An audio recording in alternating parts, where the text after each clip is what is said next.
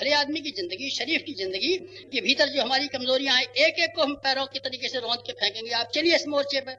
और बाहर, हाँ बेटे, मैं बाहर की भी कहता हूँ बात ये, बाहर की भी कहता हूँ, तेरे घर के भीतर जो दुष्ट परंपराएं चलती हैं, मैं उसके लिए भी तुझे सलाह दूंगा कि उसके लिए भी लोहा लेने की कोशिश करना, मोर्चा लेने की कोशिश करना। डॉक्टर दोनों कामों को लेकर चलता है। डॉक्टर को ऑपरेशन करना पड़ता है, मरहम लगानी पड़ती है, तो डॉक्टर की तरीके से चल। घर वालों को प्यार कर, घर वालों को दुलार कर, घर वालों को सहयोग कर, घर वालों की सेवा कर। लेकिन जहाँ कहीं भी घर वाले वो काम कर रहे हो जो नहीं करने चाहिए, बेटे तुझे रोकने भी चाहिए। और न केवल घर वालों के विरुद्ध बल्कि सारे समाज के विरुद्ध, सारे समाज में जो अच्छाइयां हैं उनको समर्थन करना चाहिए, प्रोत्साहित करना चाहिए। लेकिन जहाँ भी हमको गलतियां दिखाई पड़ती हैं, जहाँ भी कुरीतियां दिखाई पड़ती हैं, जहाँ भी अवांछनीयता दिखाई पड़ती है, हमको लोहा भी लेना चाहिए। हमको ब्रह्म क्षत्र नाम की एक कौम थी किसी जमाने में, प्राचीन काल में, फिर तो दो हिस्से हो गए उसके। एक ही कौम थी जिसमें ब्राह्मण और क्षत्रिय का सम्मिश्रण था। जैसे जैसे परशुराम ब्राह्मण भी थे और क्षत्रिय भी थे। ब्राह्मण धन क्षत्रिय, क्षत्रिय थे कौन थे? परशुराम जी।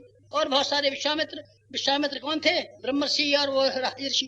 बेटे ये दोनों का मिला हुआ जोड़ा था। प्राचीन काल में ब्राह्मणों को ही दोनों काम करने पड़ते थे, ऋषियों को ही दोनों काम करने पड़ते थे। अवांछनीयता को खाना भी पड़ता था और धर्म की स्थापना को भी बनाना पड़ता था। भवन कराना, गायत्री के जप कराना, अनुष्ठान कराना, सब काम कराना बेटे। अच्छा ये जरूर कराना, अखंड कीर्तन कराना, कथा कहना, सत्यनारायण स्वामी की कथा कहना, जो भी कर सकते हो करना। लेकिन ये ध्यान रखना, इस अकेले से काम नहीं चलेगा।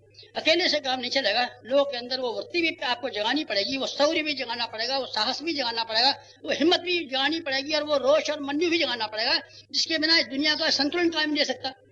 मित्रों, आप लोगों को पहला काम मैंने ये बताया कि आप बंटवारे के लिए तैयार हो और अपनी जिंदगी में बंटवारा करें। यहाँ से जाते ही और अपने क्रियाकलापों में दोनों तरह की चीजों को आप शामिल रखें।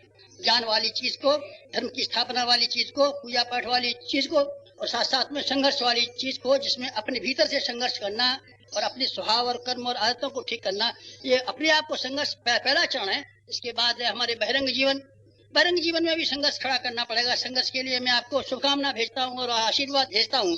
और मैं चाहता हूँ आप लड़ाकों की तरीके से, गुरु गोविंद सिंह की तरीके से, दूसरे समर्थ लोगों की तरीके से समाज में एक इस तरह का उदाहरण पैदा करें जिससे ये मालूम पड़ता हो कि उन्होंने नीति और धर्म की स्थापना में भी मदद दी और अनीति और पाप के उन्मूलन में भी उतनी ही बहादुरी से और इतनी साहस से काम लिया।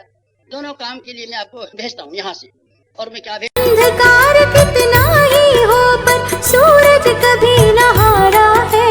हम युग का निर्माण करेंगे, यह संकल्प हमारा।